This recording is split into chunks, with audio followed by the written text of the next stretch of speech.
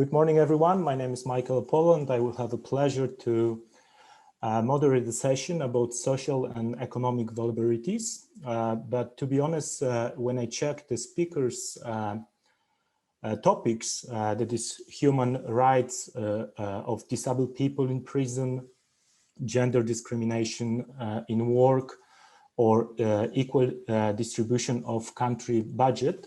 So frankly speaking, the speakers will point on some issues located in a blind spot of socio-economical inequalities. That's a very instructive hour is ahead of us. So before we start, some technical announcement. I just want to ask all presenters to that they should have up to 15 minutes. Then I will tell you 2 minutes before the end of time that your time is close, and then we'll have up to more or less 5 minutes for the discussion. So let me introduce our first speaker, André Luiz Pereira Spinieli from São Paulo State University from Brazil. André, the online floor is yours. Good morning for all. Are you hearing me? Okay. Can you hear me? Yep. Okay. Let me just introduce something with a table. Okay. I'm a host. Yeah. Can you see? Yep. Okay. So, first of all, my name is André. I'm from Franca, the state of São Paulo.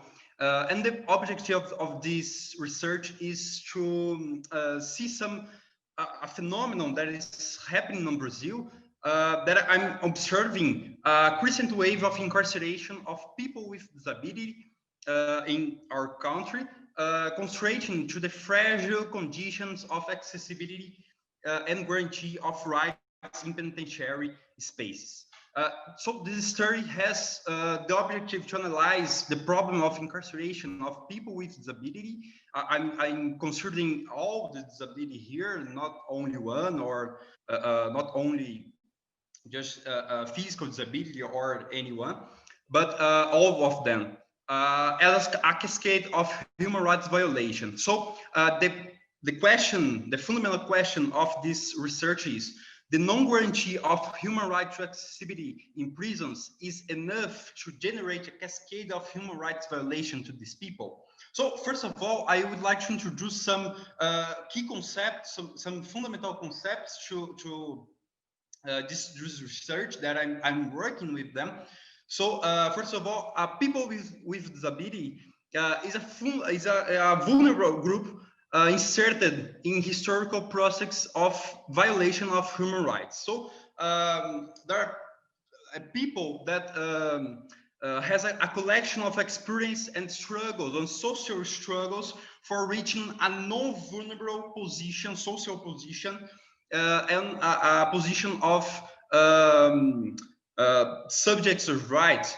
So after the implementation of the Convention on the Rights of People with Disability, the CRPD, Brazil recognized internally a new concept and a new paradigm, the social one. So in Brazil, I can say we excluded the biomedical paradigm, the biomedical model, to introduce a new one, the social paradigm that says, whose proposal is to break up the social, the behavioral, and the physical barriers that make difficult the access to human rights to these people, to people with disability. So I'm considering that the vulnerability that follows people with disabilities in all his story can be explained by 4 reasons. First of all, an story of discrimination in different age of rights. Here I'm using the main concept or the idea of Poggio, the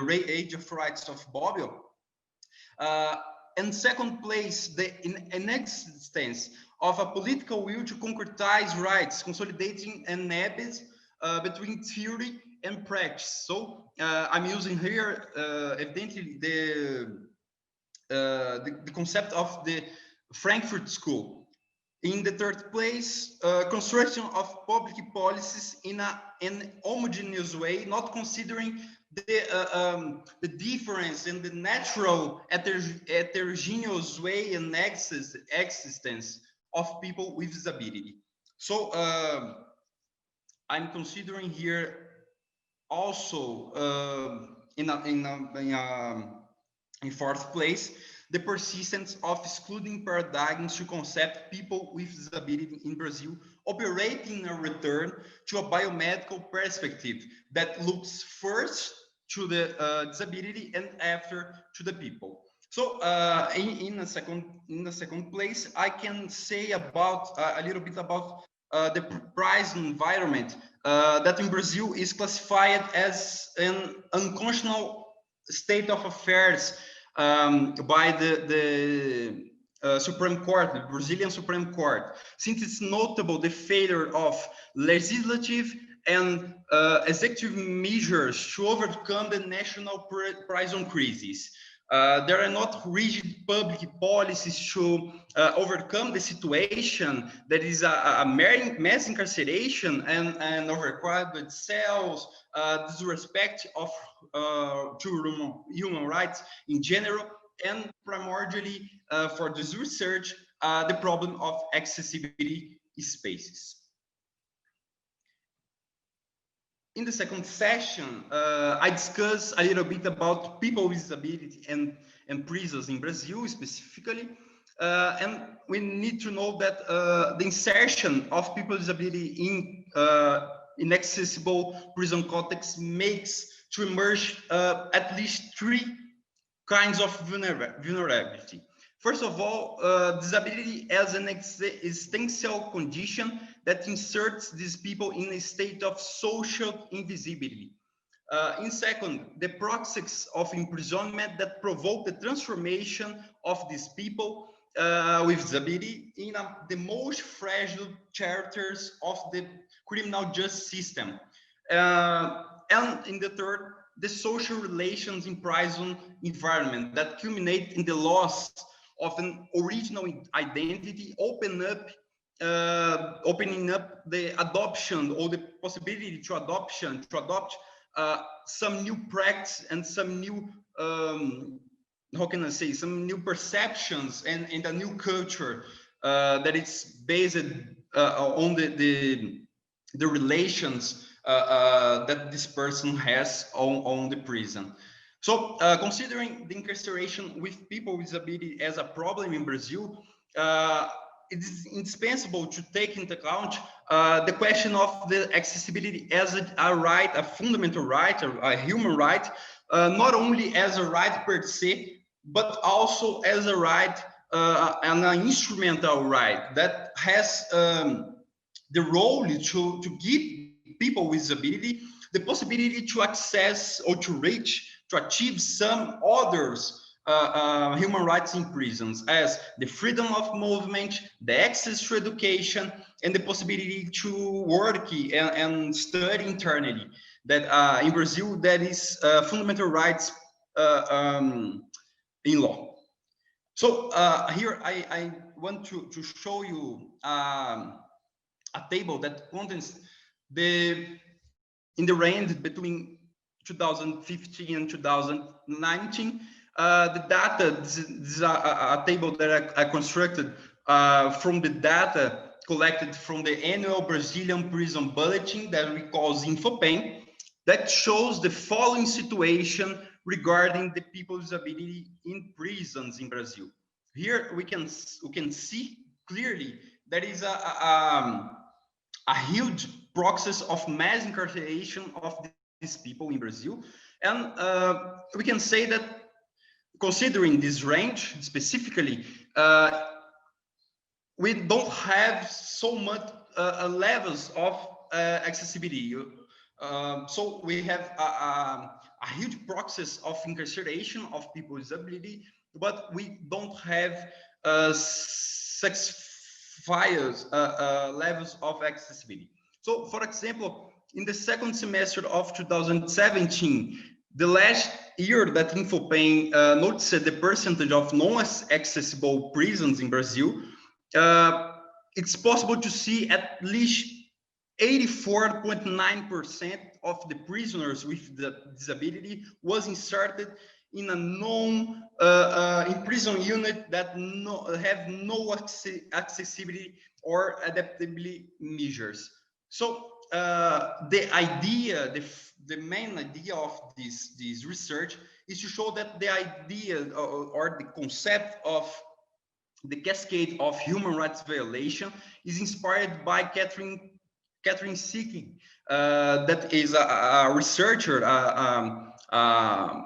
American researcher that write about the process of human rights in Latin America, and how Brazil has a protagonism and a fundamental role on the development of the human rights here, and considering all the Latin America. So I'm taking her conception that she says about the cascade of just cascade. So in this research, it signifies that excluding people with disability from the scope of accessibility in Brazilian prisons cause unacceptable living conditions in national prisons.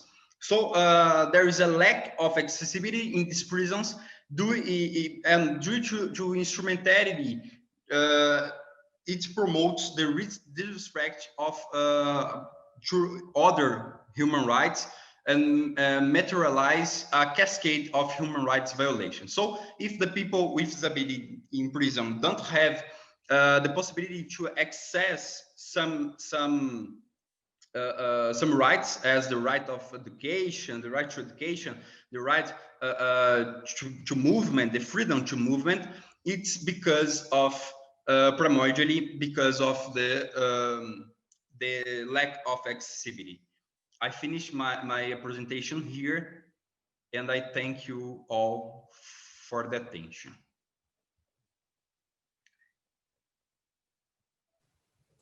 Okay, thank you very much, André, for your very interesting presentation. And I don't know if we have some question. We have some more time, because so any question from the audience?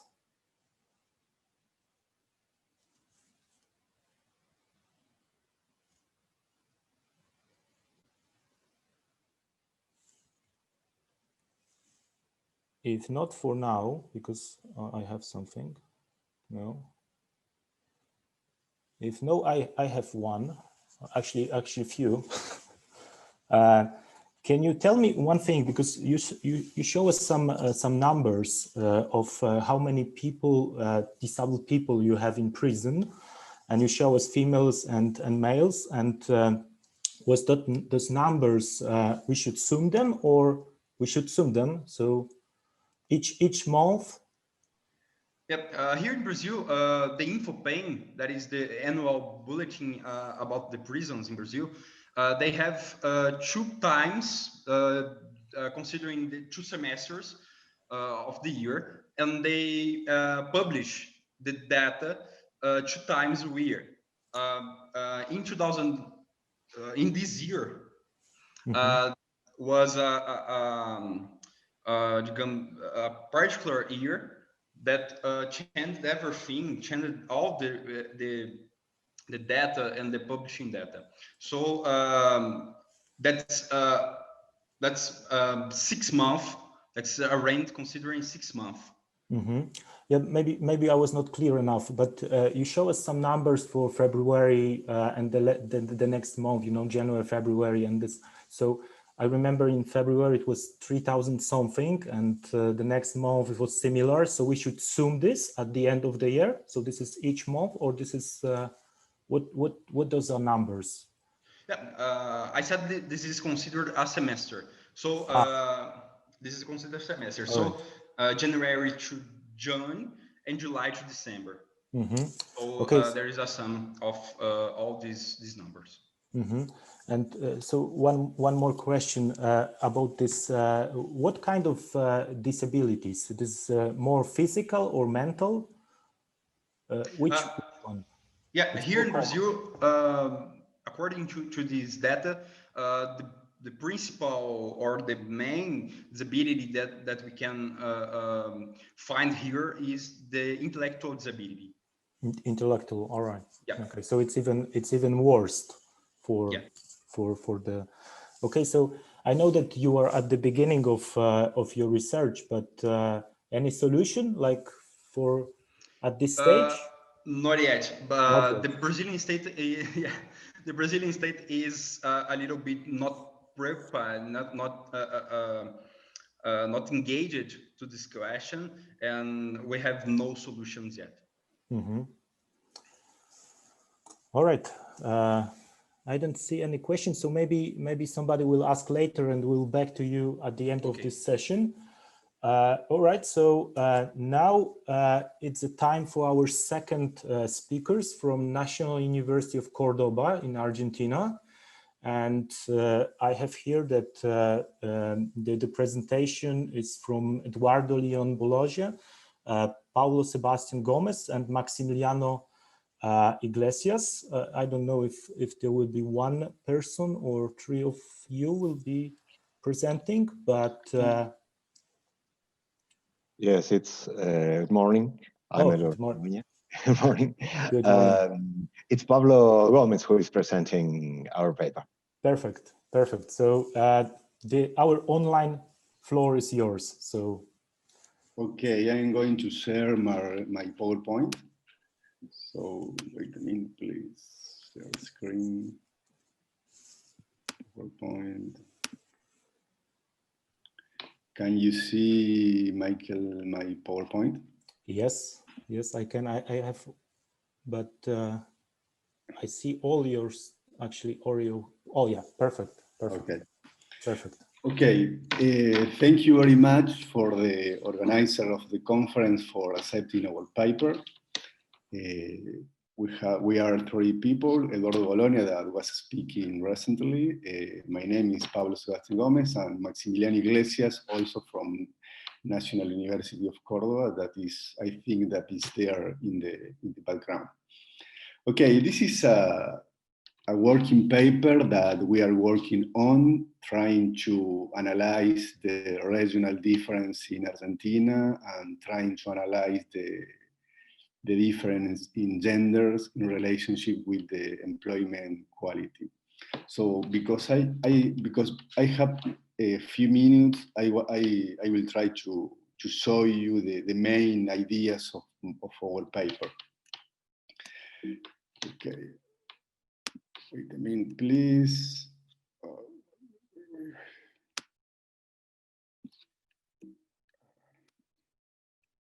Okay, Argentina presents profound disparities and specificities at a subnational level, both in the demographic weight of its different socioproductive regions, but also in their sociocultural aspects. This situation lead to different labor insertion and different labor insertion of different group of people in Argentina. And also the quality of employment were historically asymmetric processes in which the various public policies and interventions had an impact, rearticulating and generating an heterogeneous structures. This paper is part of a larger project that seeks to analyze the interaction of different vectors in the contraction and reproduction of inequalities and their effects in the world of work. For instance, gender, jobs, subnational levels, age cohorts, and migratory status. So the general objective of this paper is to analyze different vectors and their effects on the quality of the employment, specifically in Argentina. Our central hypothesis is that historical inequalities persist in Argentina. Specifically, subnational, gender, and migratory status inequalities are relevant factors that allow us to understand the quality of the people employment. So what about the theoretical approach that we are working on? This paper considers the extensive literature within the analytical field of what we know as intersectionalities studies. However, when we are thinking about the intersectionalities studies, we think mainly on the work of Kimberly Crenshaw and the American feminists and the important production of knowledge from this work. However, I want to emphasize that there is a Latin American tradition that try to analyze this kind of vector for inequalities in our region. For instance, in the case of Mexico, we can speak about the work of Rodolfo Stavenhagen and the relevance of the ethnicity and class in the dynamic of the capitalist system. But in the case of Brazil, I know that there is a lot of people from Brazil, the work of Safiotti, that she tried to analyze the intersection of class and gender, and obviously the well-known work of Florestan Fernandez that speak about the relevance of class and race in Brazil. Okay, I don't know if everybody knows the concept and the framework of intersectionality. Just to speak a little about this concept. Intersectionality is a powerful concept, mainly within the sociology. Intersectionality scholars consider how vectors of different systems intersect to shape each person's experience. Incorporating an intersectional lens enrich our research understanding of the social world. And intersectional research consider how race, gender, class, sexuality, nationality, and other socially constructed dimensions of difference are always interacting. But consider different contexts, we can emphasize one vector or another vector. For instance, in the case of Argentina, the concept of or the vector of race is a very complex issue. No, it's not so simple to speak about race in Argentina. So what about the methodology to speak about to analyze the intersectionality in Argentina? Intersectionality is a framework that can be studied by qualitative analysis, comparative historical, or quantitative data. Many scholars associate intersectionality with qualitative research because this methodology aligns with complex and dynamic understanding of socially constructed dimensions of difference and context. However, there is also researchers that try to analyze the intersectionality in a quantitative way. So we have the ethnographic approaches, we have the interview research from a qualitative point of view, we have also a comparative historical research, we have the participatory action research, and we have also a quantitative modeling, and this is the way that we are going to try to develop. So, to analyze this vector of inequality, we take the way of the quantitative approach, and we use data from the National Survey of Workers on Condition of Employment, Work, Health, and Safety, from 90 and, okay, in order to construct an employment quality index. So we consider three indicators to construct a measure of the quality of employment in order to quantify the quality of employment. The first one is the security in the jobs. The second one is the relationship between the worker's education and the qualification required to perform their task. And finally, the income or the related income. We study a lot of technique and methodologies to aggregate and to construct and to develop an index. and consider this methodology, we use a technique, a statistical technique that the name is polychoric PCA. Is a form of principal component analysis. We can speak a little more about this technical aspect or statistical aspect later or in other contexts. So we consider and we construct and we develop a multidimensional employment quality index with 3 dimensions. The first one is the security. The security, when we speak about the security in the job, we analyze the combination of the temporality of the activity and the availability of health insurance coverage service. For instance, temporality makes the difference between permanent, seasonal, and intermittent jobs. And this component refers to the predictability that the job offers. For instance, the possibility of making plans with the continuity of employment and without threat that could come from accident or illness that interrupt the activity and the benefit is provided.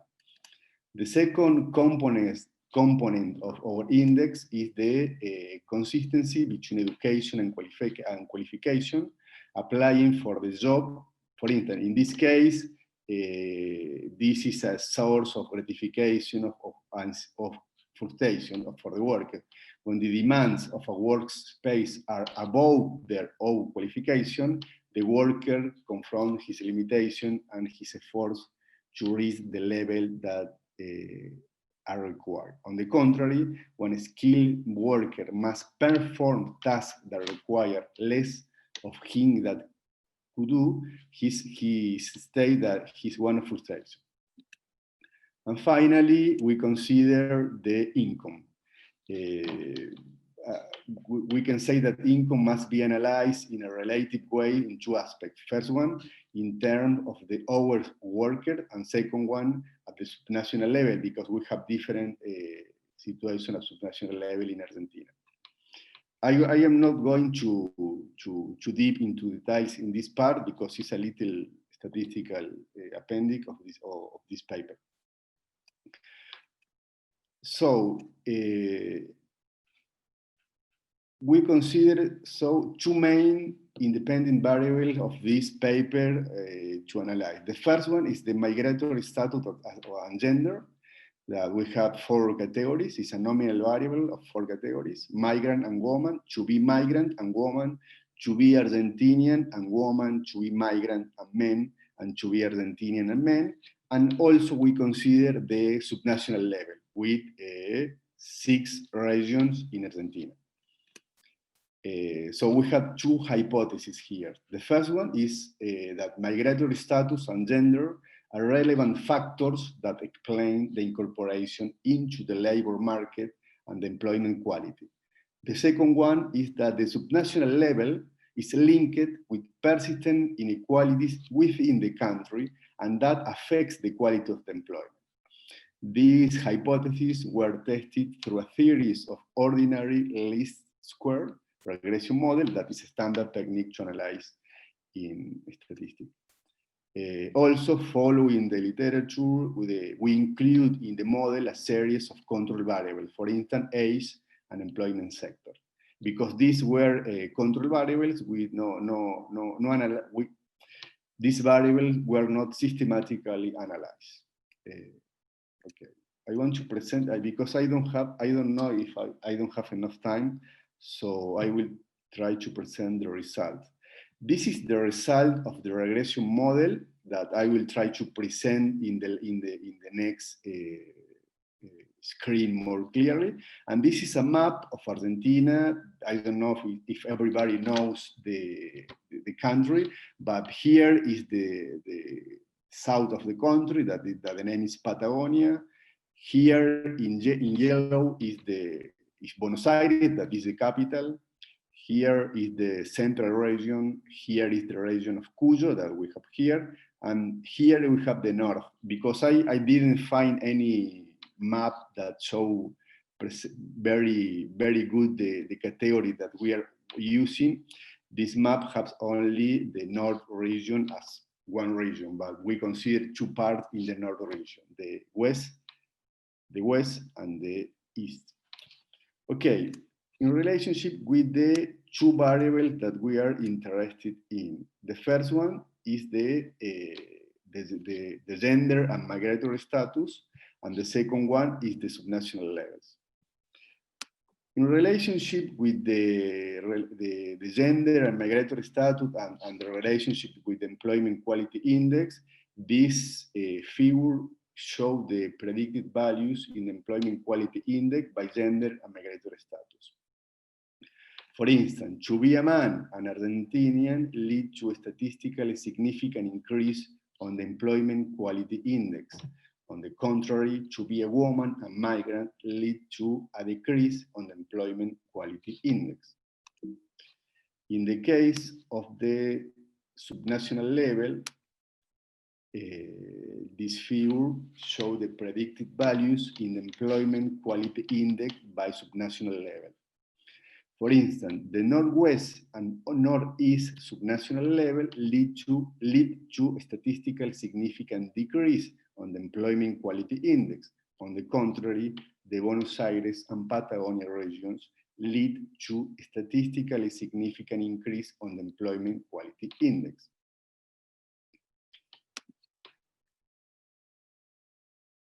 Okay, because I don't want to use all the time that I have, I want to do some remarks of our paper that, again, is a working paper that we are working on.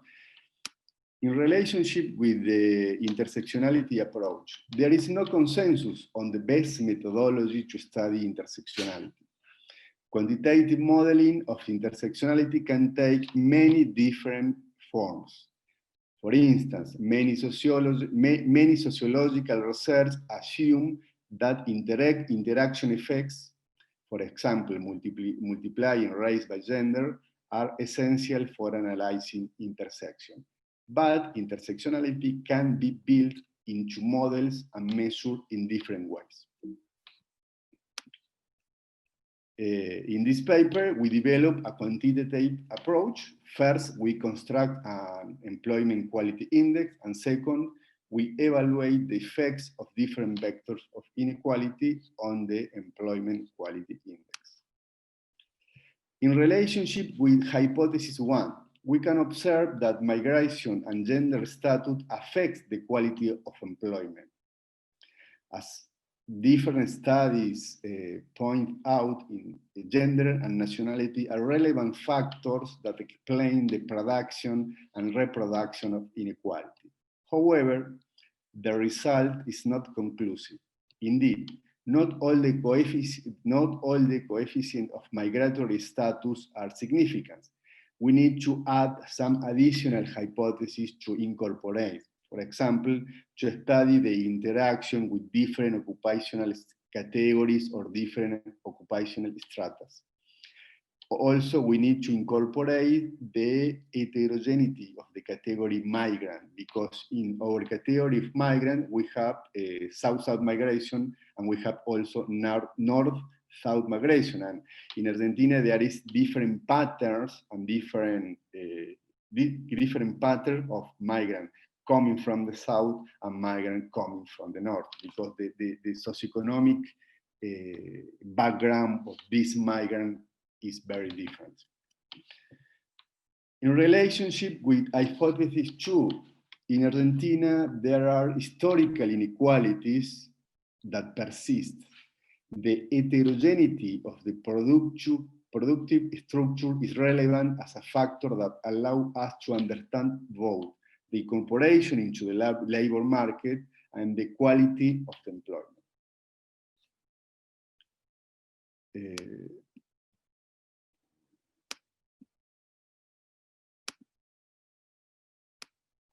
Finally, we need more work to understand the relevance of the subnational level in relationship with the quality of the employment, and to explore the different intersections in the statistical model. Okay, thank you very much. I think that I use the time. I don't know if use very well the time. So thank you very much for your attention. Yes, thank you very much, Pablo. I don't know if we have some question from the audience.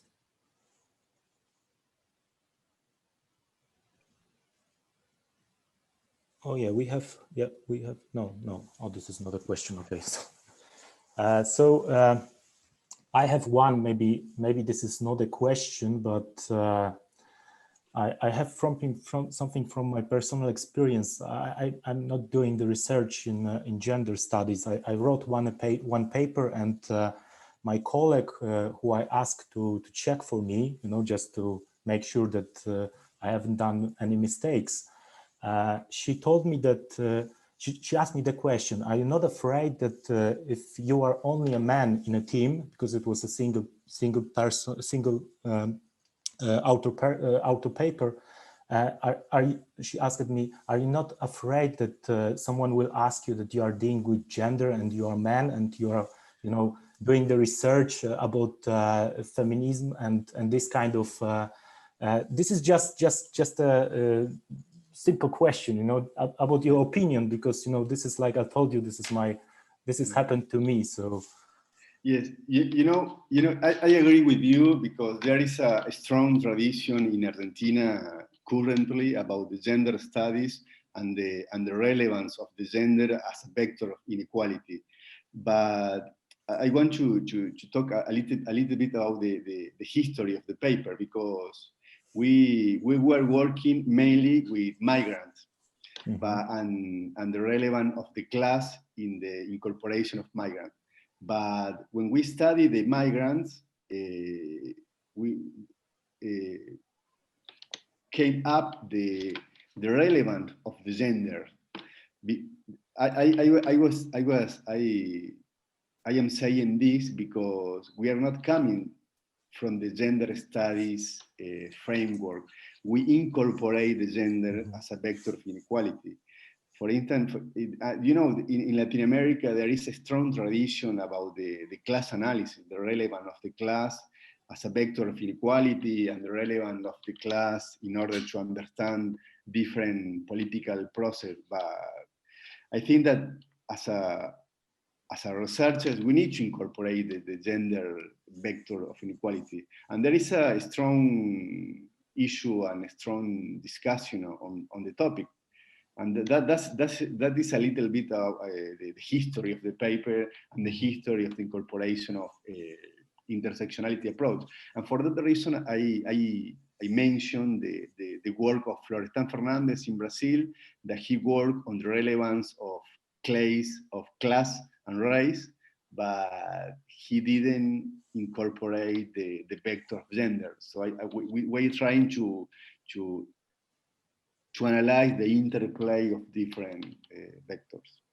But I agree with you about the observation of the gender. To be a male. My approach is completely the same.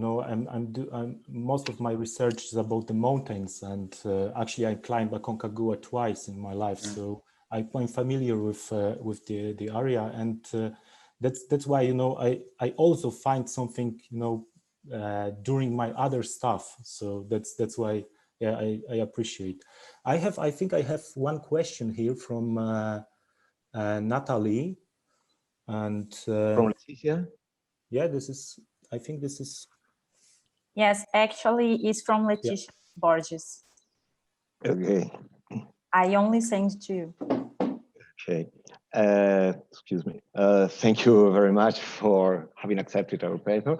I think to put it clear, we are trying to develop an index, I think synthetic index, that can capture the quality of job insertion and compare it between different inequality vectors. Here we are using gender and migrant status, as Pablo said recently. We started working with migration studies, but our objective is to see the differences in the gaps between gender and migratory status between regions in Argentina, and to track these differences along the time. That's with the future objective to inform public policy and to see how public policy can impact in reducing inequalities between these inequality vectors. These criteria, I mean, gender and marital status, are used here because that's the data available. But maybe we could include some other criteria to compare the groups. That's the intention of the work. To respond to this question about affirmative actions, there are no, the affirmative actions maybe can be considered by means of public policies. And we are trying to see their impacts. Mm-hmm.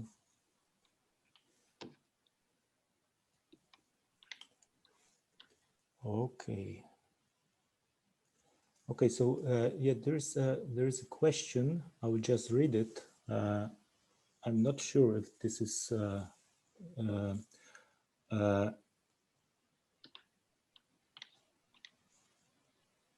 Giuliani, this is the question I should read. Yes, this one. It was just one question. I think that we can go to the next presentation. All right. Okay. All right. So thank you very much for your very interesting presentation. And now we will move to our last but not least presenters. They came from Mackenzie Presbyterian University in Brazil. Gianpaolo Poggio Smanio and Márcio Kawaguchi. I remember Gianpaolo's presentation from the last year from Yale, and I remember he was talking about the political corruption. Very interesting stuff. So hopefully, yeah, Gianpaolo is here, or? Good morning. Unfortunately, Gianpaolo was not able to be here because he had a meeting at university, an urgent meeting, and so he couldn't make it. He was going to make the first part of the presentation, but I will try to replace him. Yeah, for sure. You will do this very good. Just say him hello. You know, just. Thank you. Yeah. And he sent his apologies because he couldn't. No worries, Márcio. Our online floor is yours. Thank you very much. Well, thank you for us accepting this work, our work, and I will try to share a PowerPoint presentation with you. Yes, is it okay? Yes, it is here. Yes, thank you. Well, so we will talk about citizenship and discussion about basic income in Brazil in relation with budget efficiency. So I'll try to cover this in the time we have, and I will divide the presentation into 3 parts. So the first part is regarding citizenship and budgetary control, and this was the bit that Professor Smanio was going to cover. The second part, I will talk about the main characteristics of the Brazilian Fiscal Federation. For those who are Brazilian, I think it will be something that's very superficial, but those who are not, I think I will try to describe Brazilian fiscal situation. The third part will address a few issues that we found in a few data regarding the account tribunal court in Brazil, and the main problems we have to address in Brazil in the path for the basic income. So let's start with the citizenship in Brazilian Constitution. the horizontal dimension of citizenship. Well, Mr. Gianpaolo, Professor Smanio, Gianpaolo Smanio, wrote a paper for a book which celebrates the 20th anniversary of the Brazilian Constitution in 2008. And so in this paper, he defined the horizontal dimension of citizenship in Brazil. So as he's not here, I will ask you an apology because I will just read a quote of just 3 lines in this paper. Well, he said that the dimension of citizenship that must be developed is the horizontal dimension. It's an objective condition to assess rights, but it's also the commitment with the interests of the community, such as, for instance, environmental defense, social responsibility, transparency of public business, distribution of wealth, and social inclusion. And I would add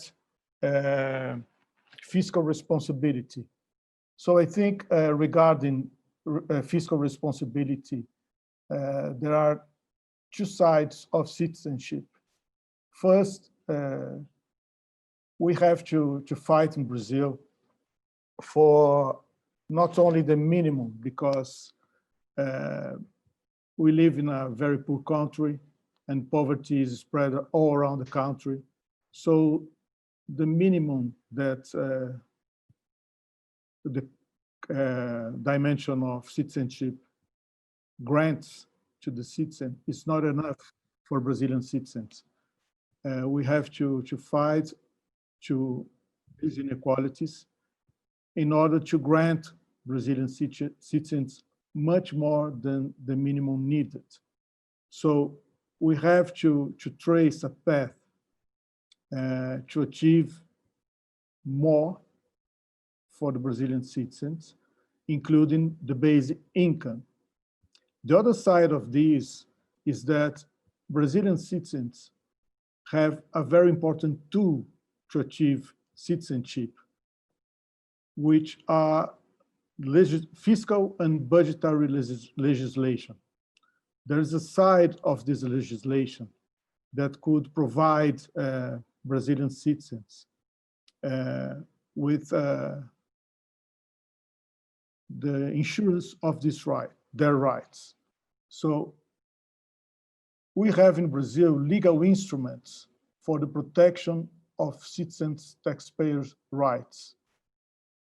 These fundamental tools grant their rights in order they have the opportunity to access public spending with transparency, and then they are able to compel fiscal public managers to act with fiscal responsibility.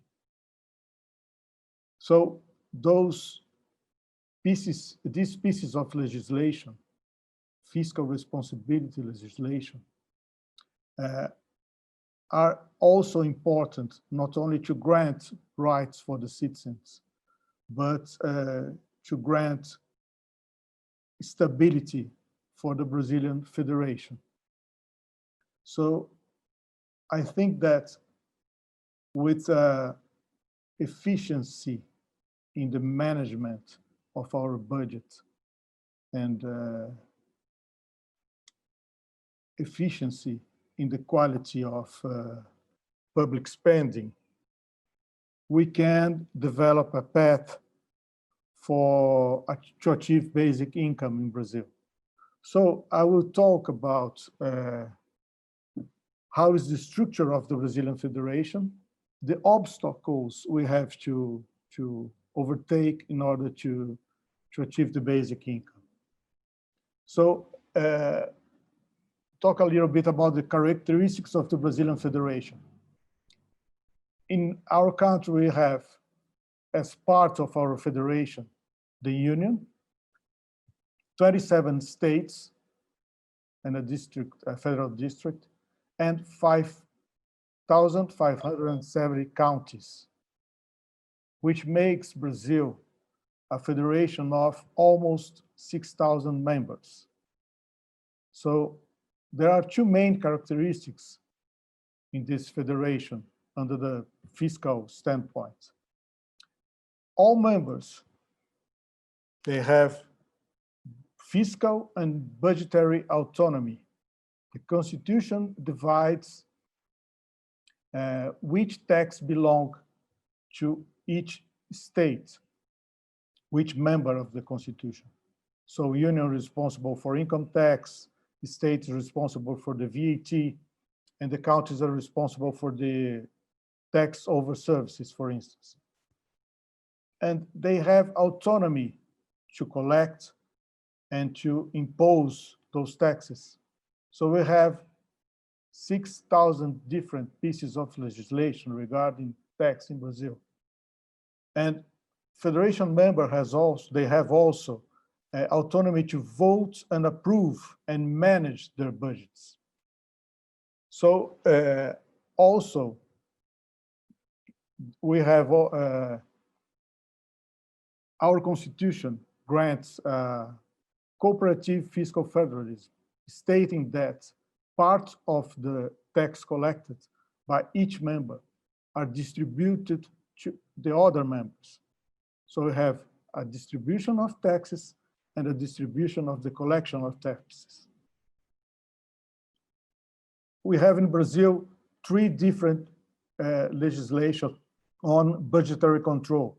We have the fiscal responsibility law, and we have a golden rule, which is a debt ceiling for all members of the federation, the fiscal responsibility law also for all members of the federation, stating that they have to have transparency and they to have to balance their budget.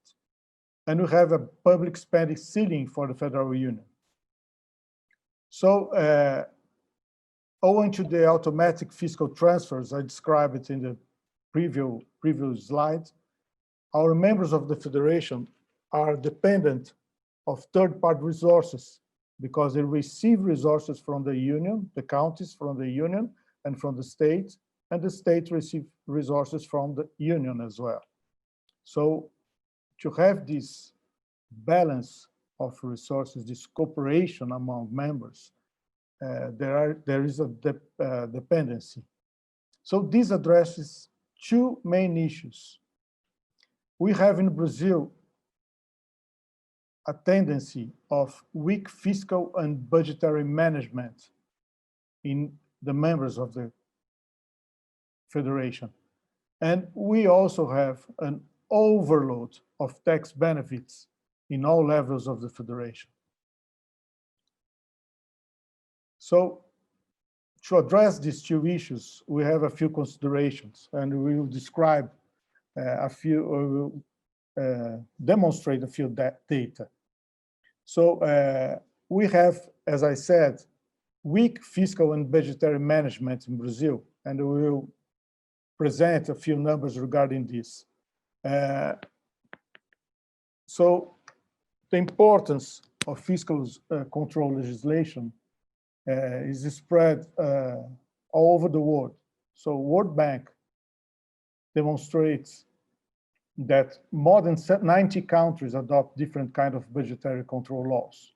And as I said, in Brazil, we have 3 different budgetary control rules.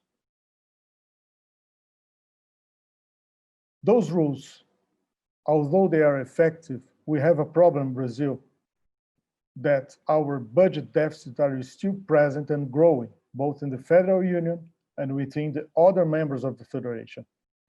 The persistence of this deficit within members generates a risk of fiscal unsustainability that could jeopardize the entire country.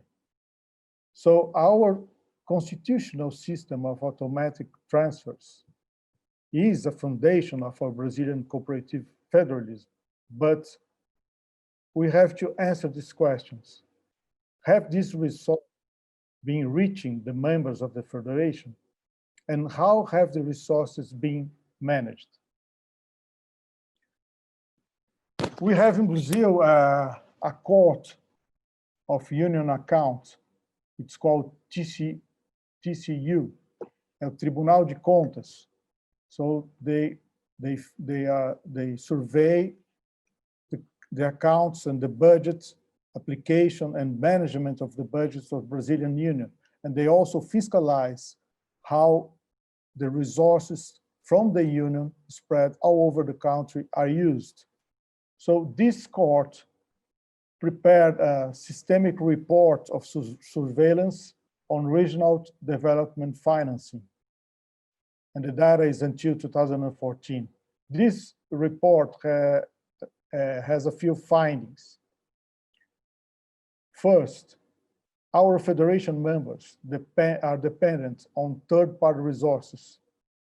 Fiscal and budgetary management is weak or worst in the majority of the members of the federation. There is great risk of fiscal unsustainability of the federation members, and it could overwhelm the entire federation.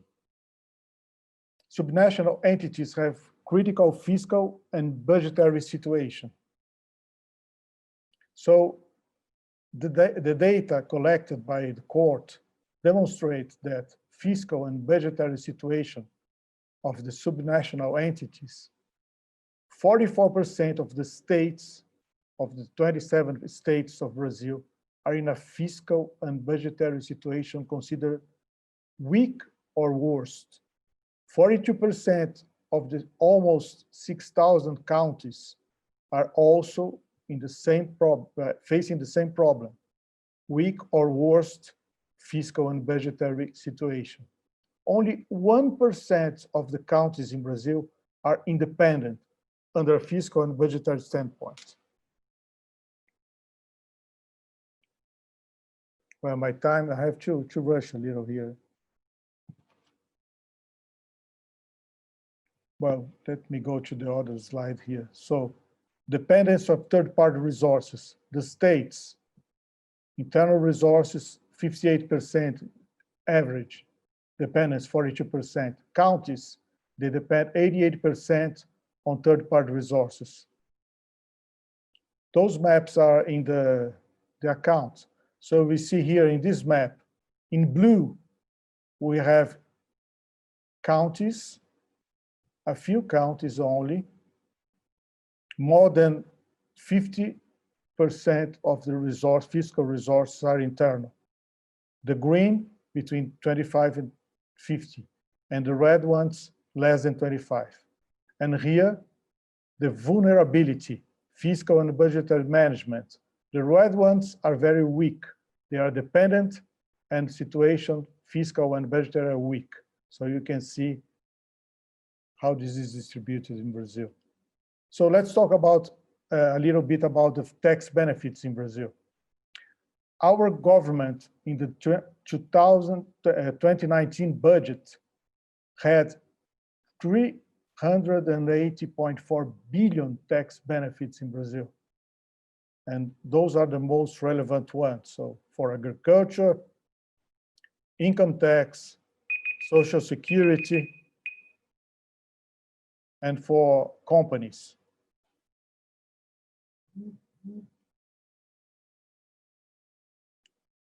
If you compare these tax benefits in the federal government with the spendings, we have 308 billion tax benefits and only 126 billion investments in health, education, public security.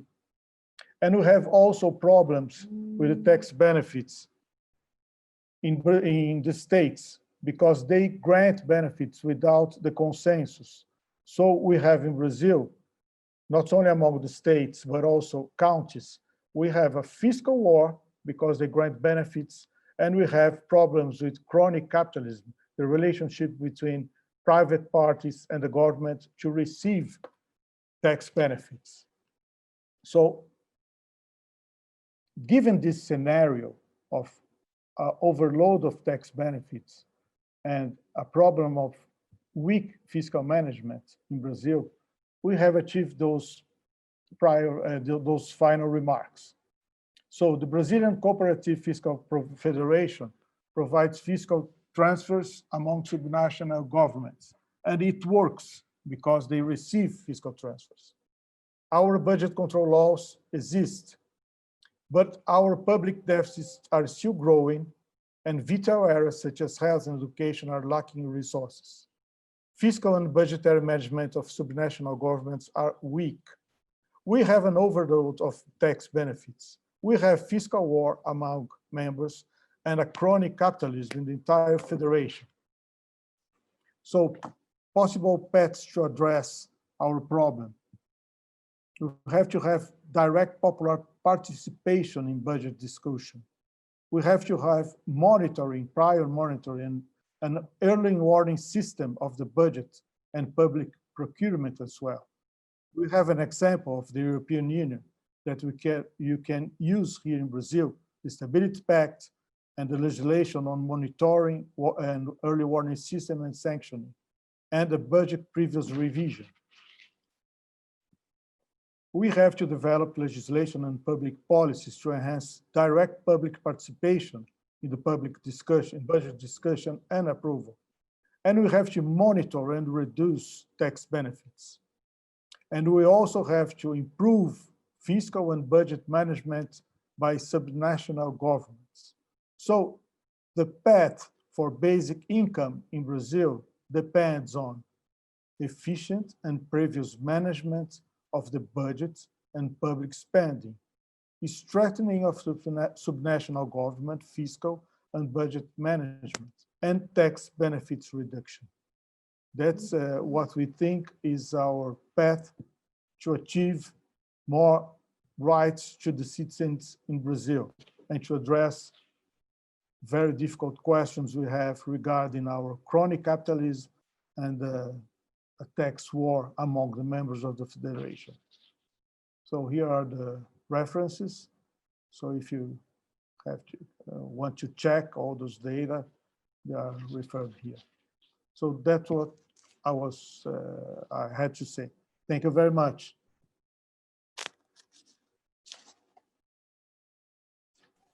Thank you very much, Márcio, for the excellent presentation. I think that would like to have ask you a lot of questions about this, because this is very interesting and important topic. And unfortunately, we are run of time, so I will just ask, we have one question here. So, yeah, this is a question from Leticia. I don't know if you can see this this question, but I will. Yes, I can see. We now have some tax reform bills, mostly concentrating tax in union.